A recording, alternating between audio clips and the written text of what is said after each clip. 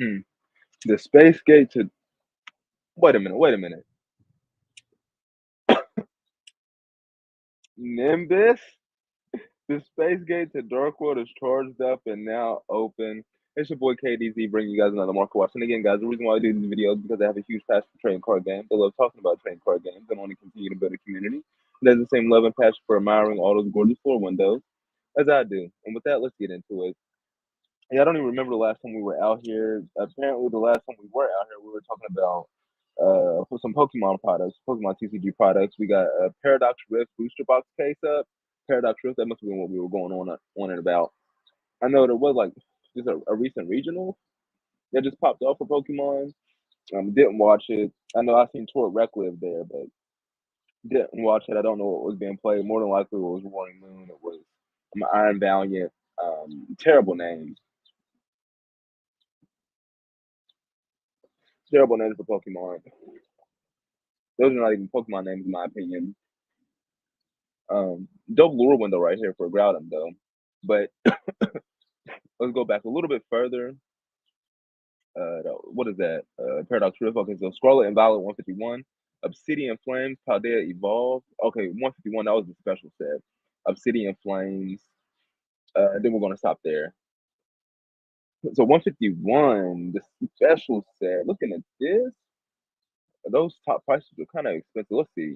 ETBs are going for about $60. So that's over MSRP. MSRP for these is about 50. Um, Blastoise 125 listings from 39.99, market price 43.12.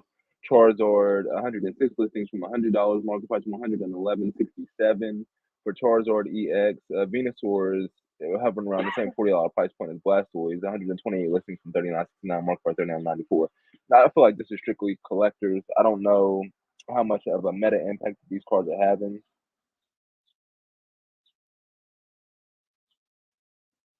Like I said, I'm gonna have to go back, watch some of those replays that Tour was in, see what decks were being played. Again, that Zapdos little window, as perfect sell during the sell games would say, incredible. Zapdos EX, 161 listings from 32.50, market price 38.22 for the special illustration rare, including Moltres and Articuno in the artwork, but it's just a Zapdos card.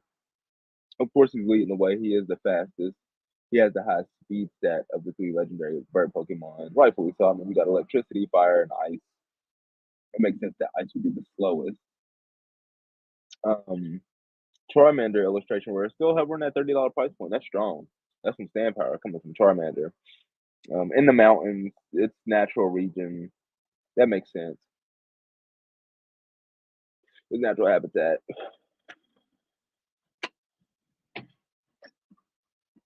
We're gonna go ahead and go on page 2 on 151. Squirtle, $20 for the Squirtle, $22 for the book. I mean, they're collector's cards, guys. I mean, the first original starters.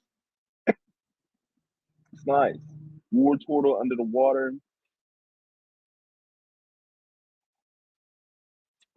That Pikachu artwork is there's a lot going on there. Especially, I mean, illustration rare, 145 listings from 1879, market price 1821. That's right off the back of collectors. This dragon there, as the collector will say, from nowhere. This little window is magnificent. Look at this dragon there under the. Now, this is something you put in a top loader you leave on your desk. This is something you can put in a picture frame on your wall. This is something you would want to blow up. That's how good this little window looks. Oh my goodness. The detail in this. Dragon there under the water. What is this? This looks like that one place that they went in movie 5. What was the name of that place? It was like a town that was built on water, like that city in Italy that's built on water. It was like that. I can't and it had Latios and Latios. It was the power of us. What was the name of that movie? That movie was old. But it was the fifth movie. I can't think of I can't think of the name of that town though. It's like on the tip of my tongue, like Salacion or something like that. It's not Salacion. That was actually a town that was in a game. Um, uh, I can't think of it. But this lure window reminds me of that town, and I'd be surprised if this was not the town that they were modeling this lure window after. but extremely, extremely dope. Only 14 bucks. That's a steal. Market price got it at 17. 112 listings as well as 750. Are those Japanese? Those are Japanese. Okay, I take that back. So those Japanese. Oh no, it's a legit $17 card. Excuse me. Legit $17. A dragon typing is dope. This dragon there is dope. I'm glad I went to page two. Um, and then you got. I probably should have just filtered it by cards, but we're gonna leave it at that for right now. Obsidian Flames. Okay, you got Charmander on the box. Booster boxes are $95 as well in MSRP. Where I know Charizard, I know he is in the meta right now. Charizard EX. So I mean, $10. The Gold Bears, $20. That's really really cheap. And then the special illustration where it's only around 50. They do got the one in the That's probably why this one is cheap now because they in the new set the Paldean the shiny vault they got a black Charizard with that lure window. So it's the same lure window, it's just alternate color Charizard. So that could definitely I see that dropping the price of this one down. I'd much rather have the black Charizard than this Charizard. Same thing with that Pidgeot. They got a alternate color Pidgeot. I'm pretty sure that is Pidgeot EX.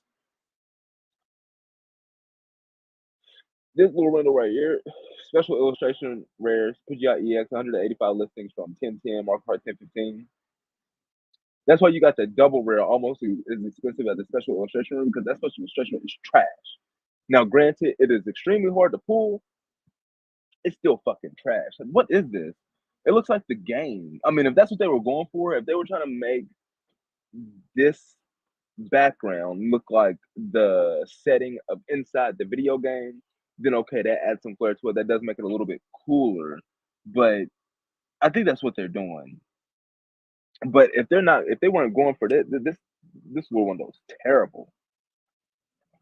What did Diodara say his artwork was? He said it was a bang, I know that, but he called it like super flat.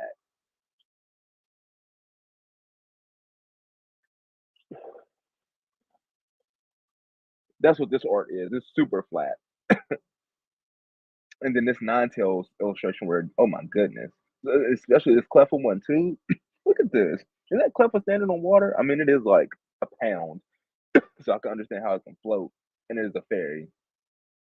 But that is clean. Like there's nothing there. That's like all lure window. That Cleffa is really nice. Clefable, Clefairy, they're not really like a. I'm not a. I don't have. I'm not exactly smitten with those, but that's a nice lure window. So we can free up some space here. We don't need Muckraker up here at all.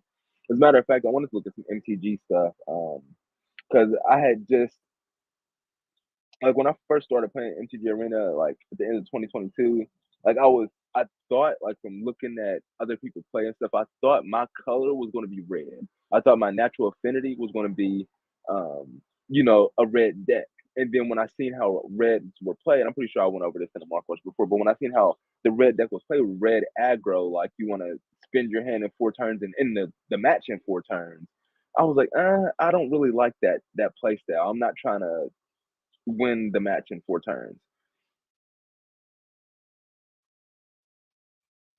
Like that doesn't really tell me anything. Like when I go up against a person who's, using trial lands or something, so they're coming in with tapped lands, I can beat them in 3 turns. Before they play their third land and I'm going first and they're going second, I can beat them. But that doesn't really tell me too much. That's just a really bad matchup for them. Very glass cannon because if you don't end your opponent in like those first 5 turns, you're probably going to lose. But like I said, when I seen how it played, I was like, oh, that's not for me.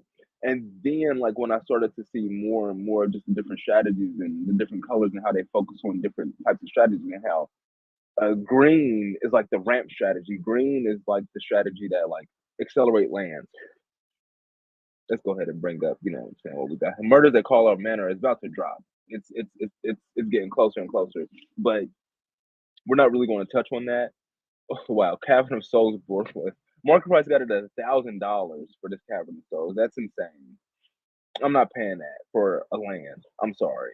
It just doesn't that lure window. It doesn't look as cool. I don't know what the lure is behind Roaming Throne has just been running rampant in standard, and so has Ogier Pack Deepest Foundation. It's a really good a really good legendary creature for decks that like to create tokens.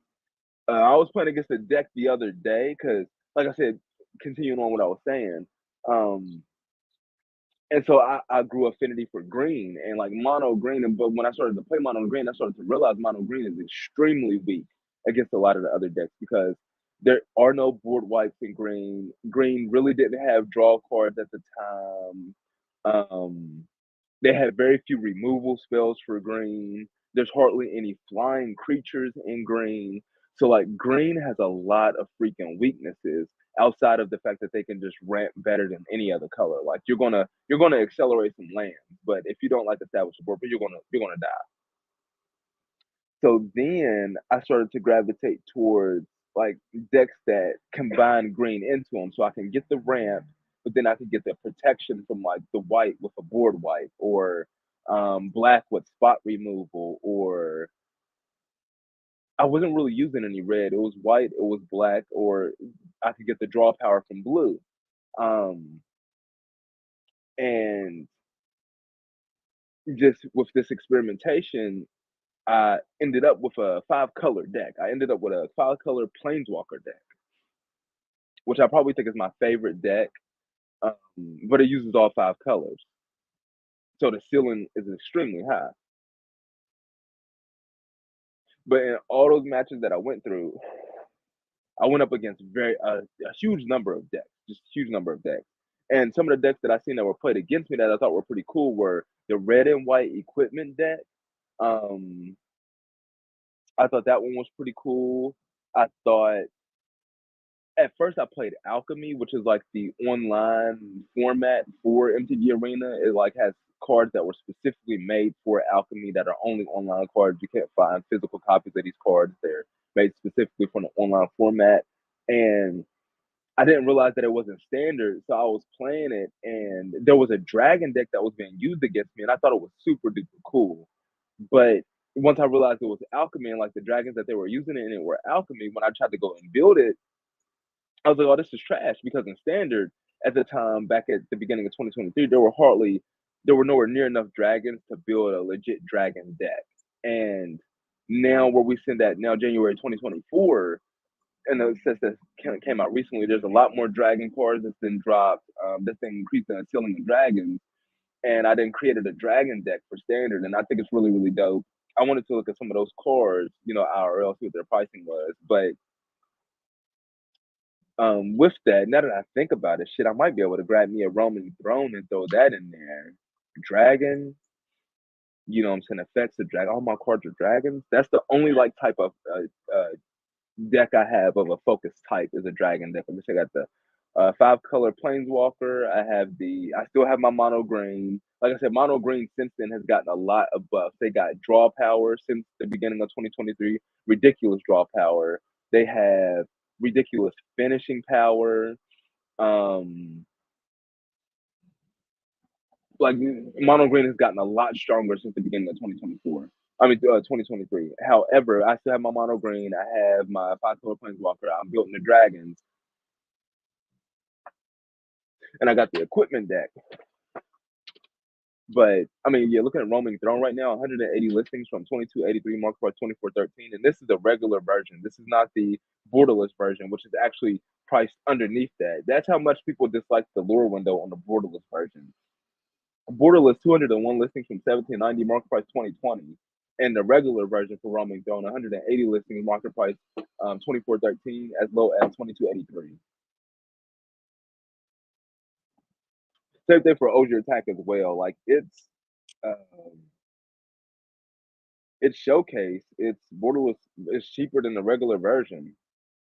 Come on, Wizards of the Coast, y'all got to come on with these short showcases. The borderless versions, they're not appealing to people. They should be selling for more, not less than the originals. I'd be hard pressed if these didn't have an extended art.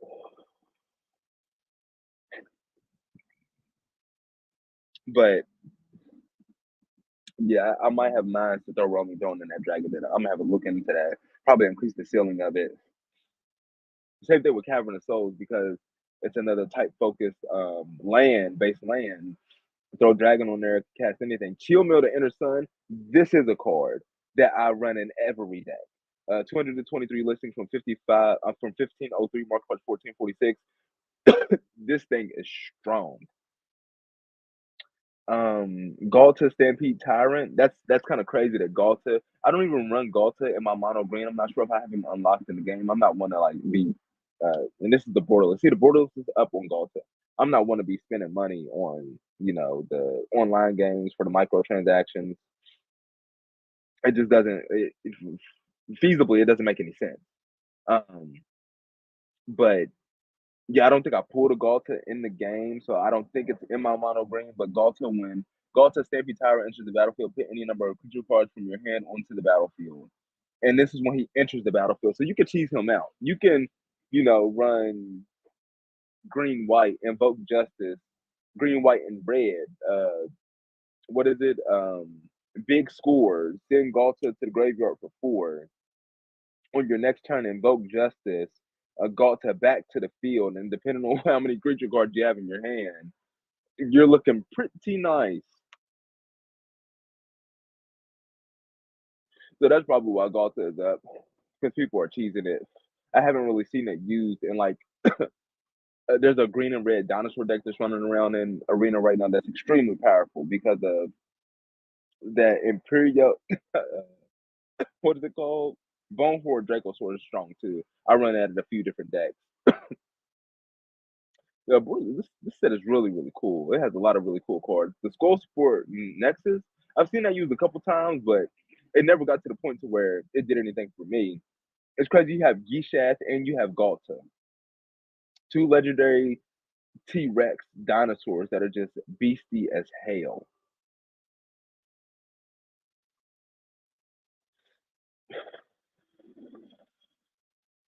But Gishath focuses primarily on dinosaurs.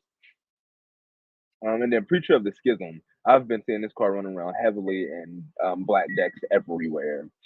It does have a nice little stat tree of being a 2/4 because it's a 2/4, it's immune to cut down. Like you can't hit it with cut down. Um, because it's a 3 drop, you can't hit it with Path of Peril. Um, there is what is it? The Cruelty of Gix, I believe. Is that the enchantment? What is it? Titania's command. No, Gix's command. Gix's command can get this off the board, but Gix's command, I think that's for like 6, if I'm not mistaken. So it's like much later in the game. You know what I'm saying? They would have already had this on board for 2 turns, attacking with it, drawing cards or creating tokens. I've seen a lot of Akozots too. Bone Horde Dracosaur. This is a card that I do run in Dragons. So it's about what is it? $12 card. It's got some money on it. It is a mythic, so that it is what it is. It's one of the highest rarity cards in the set. But that has a little bit of value to it. Let's see, Sarkhan. I don't think Sarkhan. He's probably gonna go for that much. Not Yu-Gi-Oh. I'm surprised Yu-Gi-Oh even has a Sarkhan. Sarkhan, that's what I'm saying. He was a planeswalker at one point, but right now Sarkhan's so aflame. Is a $6 mythic. Dang, the extended art 110 listings for 399 more 25. That's a steal. What? Why is the extended art cheaper than the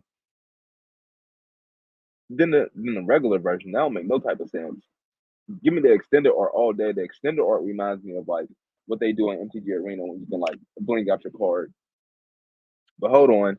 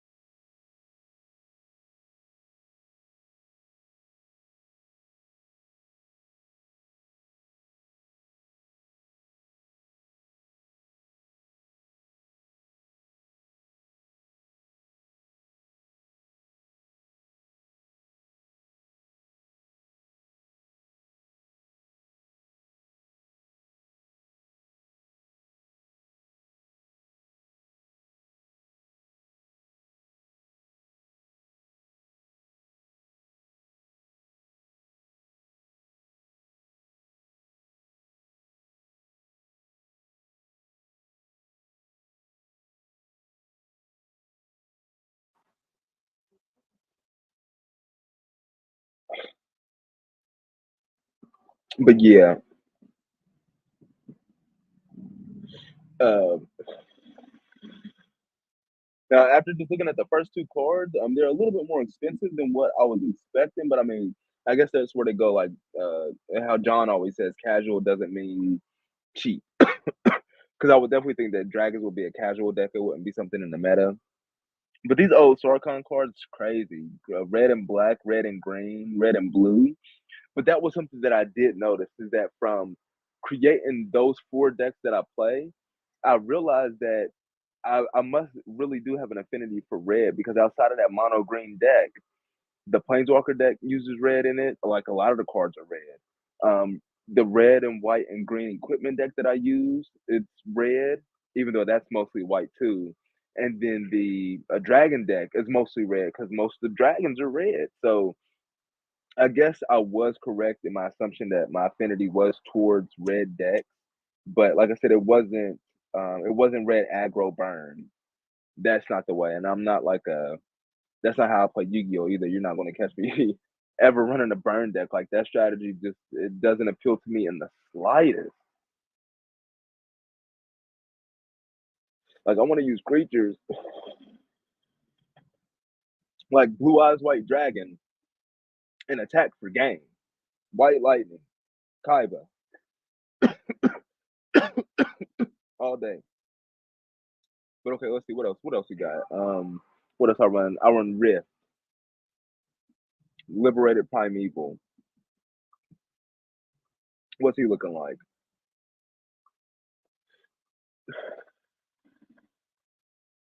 Okay, so Rift is a card that I guess has been around for a while. Rift the Awakener, back out of the vault. Rift's Charm.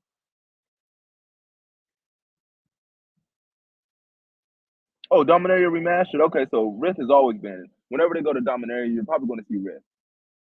Well, Rift Liberated Primeval. He does not. His showcases. Ugh, that's that's atrocious. You can miss me with that, Wizards. That art card it looks nice though. I wish they had turned it the other way, but that's dope. 2 cents, give me that. That's dope. But yeah, Rift Liberated Primeval, 16 listed. Oh, that's the promo pack. Okay, pre-release. Okay, out of Dominator, yeah, 239 listings from 198, market price 256. And then the stained glass versions of Rift Liberated Primeval are even cheaper than that, which I'm not surprised because those showcases do not look very good either. Another set that missed with the showcases. Wizard, take note. But Rift is cheap. I run him at one. Let's look at Agnes, the Dragon Flash. Agnes is cheap. He's a rare out of streets in the Cabana. 716 from 15 cents. And it got a gilded foil showcase. No thank you though. I like the gold. I like the gold borders. It would have been dope if they had the extended art. That's dirt cheap. What else? Ziatora. One of my favorite names. Ziatora the incinerator. Dang, gilded foil. 27 bucks. It actually don't look that bad. But Ziatora himself, the incinerator, pre-release cards is about four. Coming out of Streets of New Capena, 211 listings, $3. So it's not that much. This gilded foil though,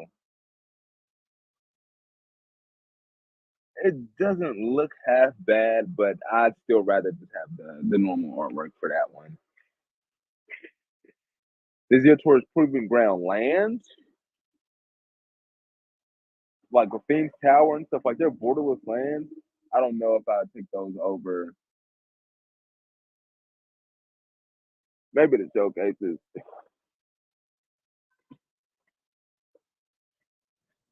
I'd take those over. Um, I'd take those showcases over. The original artworks for the lands, but nah, the gilded foil for the creature. No, thank you. Let's see. We're gonna look at a couple more from this dragon deck. Off the top, the Atura, Rift, Agnes. Oh, Decadent Dragon. That's a really good one. This is a really good new dragon that I feel like increased the ceiling of a lot of different decks. Red, black, Grixis. This increased the ceiling of any red deck, a dragon deck that you're trying to use. It increased the ceiling of, and it doesn't cost that much. Pre-release rare promo pack, and then the rare 350 listings, 92 cents, market price $1.78. But really, really good card.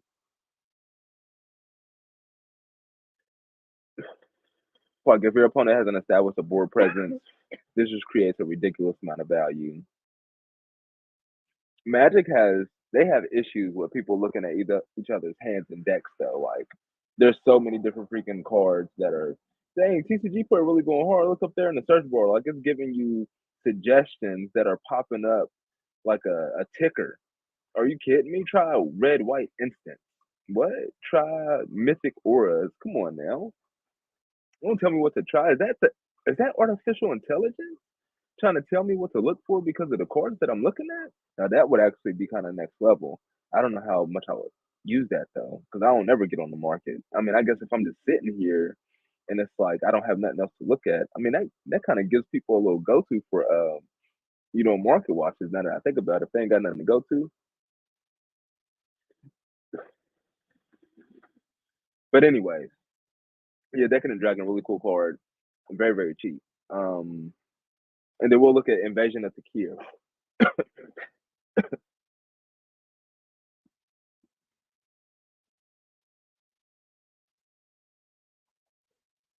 Invasion of Takir. Whoa. Okay, no. So that's the pre-release. Pre-release cards, 49 listings from 11.49, mark price 12.77. But the Mythic coming out of March of the Machine, it's just 325 listings from 335, mark price 444. So it doesn't get too crazy. We'll probably do a deeper dive on March of the Machine sometime this week. Because there's quite a few cards that I have in the deck that come out of there. Cards like Zergo and the Utah. And I kind of like the tag team. But yeah, we definitely gonna get back to our trip down memory lane. And I definitely want to get back to this. Like I said, we left off somewhere like middle of 2016, September. Did we get to the 2016? No, we didn't get to the 2016 Mega pack. I know we got to let's see, Yu-Gi-Oh! Dark Side, no, North American Shining. We got to Shining Victories, North American Jump Pack, North American Weekly Shining Jump. Okay, so we got all the way down to July. Rise of the True Dragons, OTS Tournament Pack 2, Dark Side of Dimensions movie pack. Its first release, July. That July, like I said, July 2016 was going crazy for Yu-Gi-Oh! TCG. PlayStation 4 release date for Legacy of the Duelist, August 5th. North American release date for The Dark Illusion was in August. I thought that was like September or something. So no, we didn't get to August. So we left off in July. So definitely we're probably gonna pick back up on that tomorrow.